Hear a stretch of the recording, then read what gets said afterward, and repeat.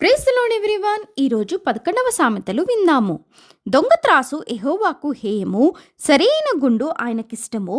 అహంకారము వెంబడి అవమానము వచ్చును, వినయం గల వారి యొద్ద జ్ఞానమున్నది. యథార్థవంతుల యథార్థత వారికి త్రోవ చూపించును, ద్రోహుల మూర్ఖ స్వభావము వారిని పాడు చేయును. ఉగ్రత దినమందు ఆస్తి అక్కరకు రాదు, నీతి మరణం నుండి రక్షించును. యథార్థవంతుల నీతి వారి మార్గమును సరళము చేయును, భక్తిహీనుడు తన భక్తిహీన చేతనే పడిపోవును. యథార్థవంతుల నీతి వారిని విమోచించును, విశ్వాసఘాతకులు తమ దురాశ వలననే పట్టబడుదురు. భక్తిహీనుడు చనిపోగా వాని ఆశ నిర్మూలమగును, బలాఢ్యులైన వారి ఆశ భంగమైపోవును. నీతిమంతుడు బాధ నుండి తప్పింపబడును, భక్తిహీనుడు బాధపాలాగును.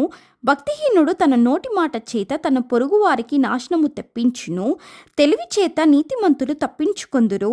నీతిమంతులు వర్ధిల్లుట పట్నమునకు సంతోషకరము, భక్తిహీనులు నశించినప్పుడు ఉత్సాహధ్వని పుట్టును. యథార్థవంతుడు దీవెన వలన పట్టణమునకు కీర్తి కలుగును, భక్తిహీనుల మాటలు దానిని బోర్లద్రోయును. తన పొరుగు వానిని తృణీకరించువాడు బుద్ధిలేనివాడు, వివేకి అయిన వాడు మౌనంగా నుండును. కొండగాడే తిరుగులాడువాడు పరుల గుట్టు బయటపెట్టును, నమ్మకమైన స్వభావం గలవాడు సంగతి దాచును.